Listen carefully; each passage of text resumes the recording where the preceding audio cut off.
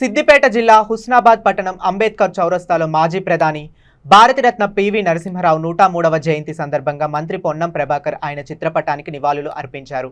పొన్నం మాట్లాడుతూ హనుమకొండ జిల్లా భీమదేవరపల్లి మండలం వంగర గ్రామంలో జన్మించిన పివి నరసింహరావు దేశ ప్రధానిగా భూ సంస్కరణలు, ఆర్థిక సంస్కరణలు తేవడం వల్ల ప్రపంచంలో భారత ఆర్థిక శక్తిగా ఎదిగిందని అన్నారు.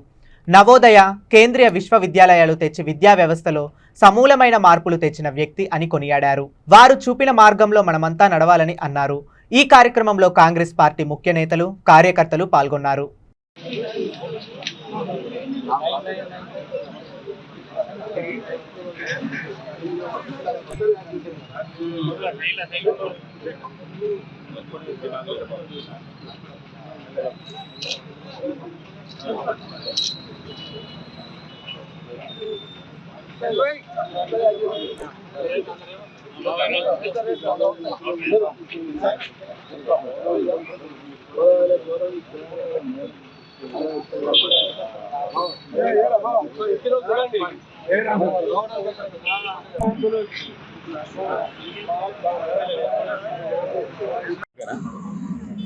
తెలంగాణ ముద్దుబిడ్డ, హుస్నాబాద్ నియోజకవర్గ ముద్దుబిడ్డ పివి నరసింహారావు గారు ఈ దేశానికి, ప్రపంచానికి ఎంతో పేరు తెచ్చినటువంటి వ్యక్తి. భారత ప్రధానమంత్రిగా అనేక రకాల సంస్కరణలు తీసుకొచ్చి చిరస్మరణీయంగా ఉన్నటువంటి పివి నరసింహారావు గారికి ఈ సందర్భంగా జయంతి జరుపుకుంటా ఉన్నాం. వారి ఘనంగా నివాళులు అర్పిస్తూ వారు చూపెట్టిన మార్గదర్శకత్వంలో మేమందరం నడవాలని, యువత కూడా నడవాలని, ఒక కష్టపడి పనిచేసే మనస్తత్వంతో ఎక్కడో వంగరలో జన్మించిన వ్యక్తి ఢిల్లీకి, దేశానికి రాజై అనేకమైనటువంటి సంస్కరణలు, ఆనాడు భూ సంస్కరణలు కావచ్చు, ల్యాండ్ సంబంధించి, దాని తర్వాత ఆర్థిక సంస్కరణ తీసుకురావడంతో ఈరోజు ప్రపంచంలో భారతదేశం ఆర్థికంగా నిలదొక్కుగలుగుతోంది.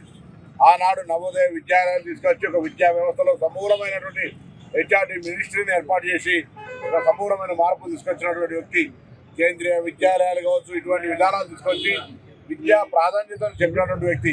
అందుకే పివి నరసింహారావు గారిని ఈరోజు యువత, విద్యార్థులందరూ కూడా ఒక స్ఫూర్తిగా తీసుకోవాలి. వారు ఈ ప్రాంత బిడ్డగా, తెలంగాణ బిడ్డగా, ఆంధ్రప్రదేశ్ ముఖ్యమంత్రిగా, దేశ ప్రధానిగా చేసిన సేవలని సందర్భంగా జ్ఞాపకం చేసుకుంటూ వారికి ఈ జయంతి సందర్భంగా ఘనంగా హుస్నాబాద్ కాంగ్రెస్ నియోజకవర్గ పక్షాన ఘనంగా నివాళులు అర్పిస్తా ఉన్నాం.